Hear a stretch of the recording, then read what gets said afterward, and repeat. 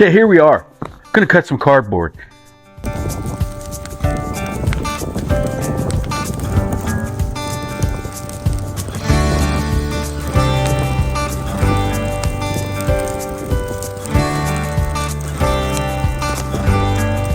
We're gonna do some first impressions cutting cardboard.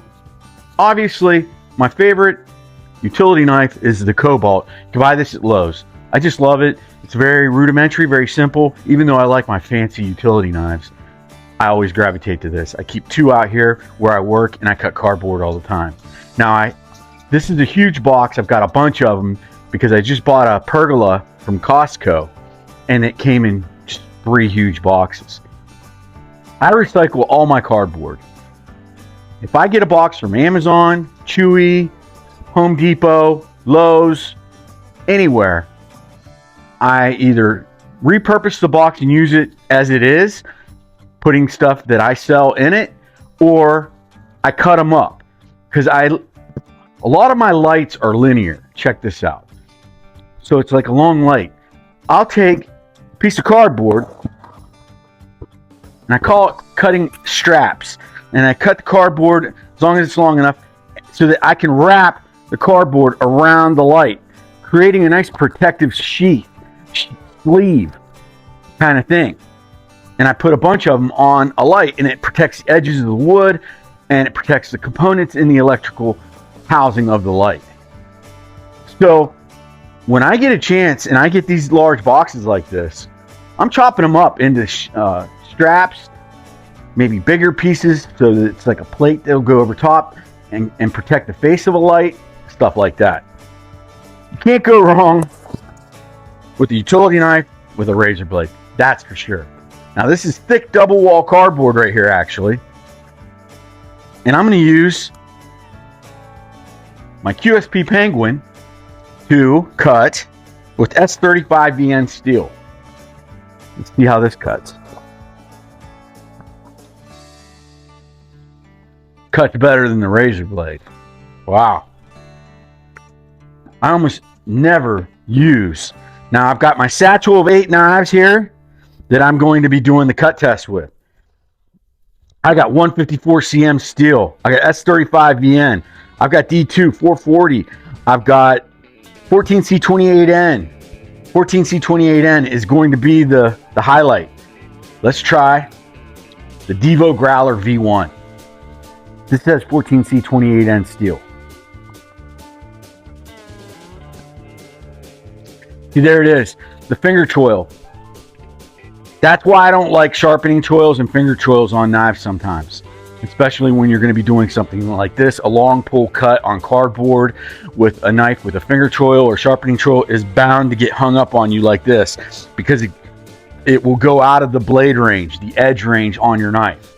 This has a very strong finger choil, which is also a sharpening choil right here. But what happens is you got your sharp edge, and then it goes to an abrupt, dull, what do they call it? Ricassio, plunge grind area of your knife right here at the pivot point. But the blade steel cuts like butter. The S35VN was a little bit better. Let's do the Rosecraft blades. Clinch River Swayback. Now the blade material on this is D2. I thought it was 440. So D2. Look at that. You know that choil is going to give me problems. But if I keep my finger in there, maybe that'll help. Having my finger in there really helped. And the D2 steel, the D2 steel cut really nice. Just one cut. So who knows? Let's try 154 cm on a Kaiser Assassin with a button lock. Linen Micarta. One of my favorite knives. Been in the satchel of 8 since the beginning, since I bought it. One of my favorite Kaiser knives. I even put like a Damascus clip on it aftermarket. Let's see what 154 with a drop point blade does on this cardboard. Sliciest yet. Whoop.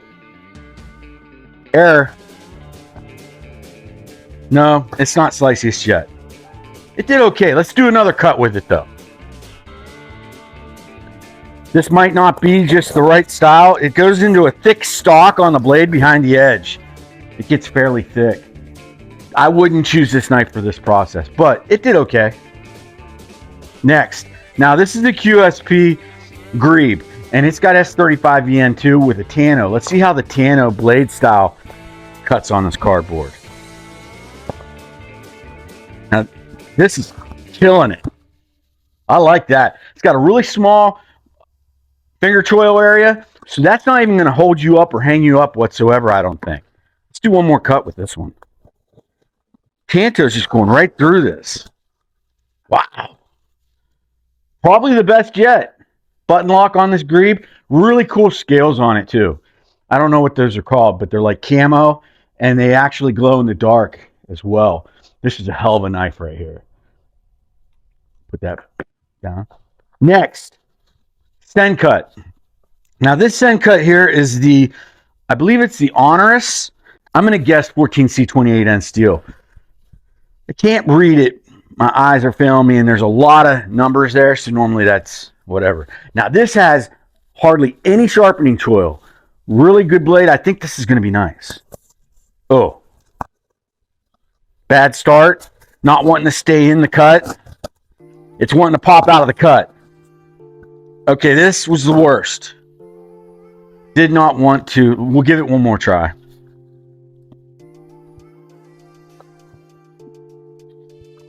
You just got to get more aggressive with it.